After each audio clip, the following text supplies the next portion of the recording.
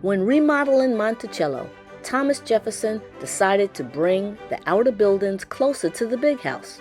I'm the NYC Traveler, and we're in Virginia.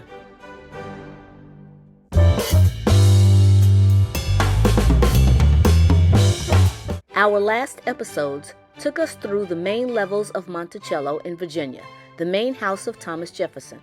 Jefferson remodeled Monticello and began rebuilding in 1794. The first house, started in 1768, was a solitary building. As early as the 1770s, Jefferson was thinking about having the service spaces near or even attached to the main house. This was different from typical plantations of the day, where the buildings and dwellings were some ways away from the house, usually separated by some sort of yard or garden. Servants that were needed more in the main house might sleep in the main house, but at Monticello, the entire population would be closer, and the service buildings, such as the kitchens, the dairies, etc., would also be much closer. Jefferson put terraces coming out from the house that seemed to be on top of small hills. Under them, in the hill, cut out into the earth, almost dugout style, were the real buildings, concealed from the front, but accessible, attached, and near the main house. People accessed these buildings through a hallway from the cellar past the ice house. The kitchen featured a stove with 8 burners, each with its own opening and grate for charcoal. This way, each burner could be operated individually, meaning you can cook things at different temperatures. Why? Well, when Thomas Jefferson was in Paris as minister to France, he developed a fondness for French cooking. He had his enslaved servant, James Hemings, Sally's brother, to learn the technique and to come back to Virginia to teach the others. James and the other cooks not only cooked French food, they combined Southern cuisine with either complementary dishes or within some of the recipes themselves. With this combo, it is said that macaroni and cheese was created here at Monticello. The kitchen in the exhibit might not have been the original kitchen. It was moved at some point. The old kitchen may have been used as a laundry later on.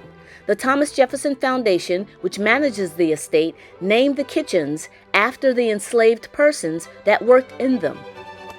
In both kitchen exhibits is information about the house and the enslaved persons.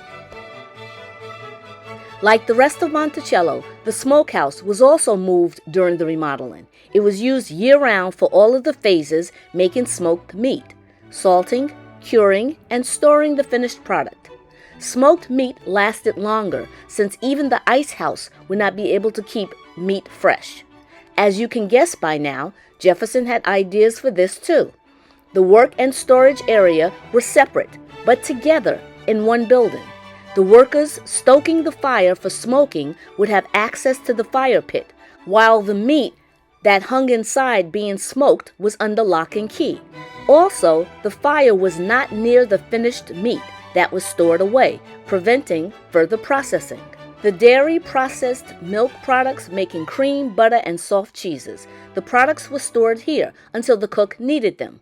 The ice house may have been used in cooler weather, but mostly the dairy products were produced as needed. Since the ice in the ice house did last through the summer, the family was able to enjoy ice cream year-round. Despite an impressive-looking operation with the French cooking going on, there wasn't enough butter and cheese made here, and outside supplies had to be purchased. The main purpose of a farm is to grow things to be sold, animal products and agriculture. At Monticello, this was no exception. The gardens closest to the house were for producing food for the house and plantations. In addition to vegetables, there were fruit orchards, flower gardens. Ever curious, Jefferson would bring new plants and flowers when returning from trips, often experimenting. Watering the gardens was an issue, and good old Thomas had a plan for that too. He wanted to collect rainwater in cisterns that drained from the roofs of Monticello. In addition to the main garden, as usual in most plantations, enslaved persons had their own personal gardens to grow foods for themselves to supplement that came from the big house. In our next episode, we'll tour more of the areas where the enslaved persons worked and lived. I'm the NYC Traveler, and we've been at Monticello in Virginia.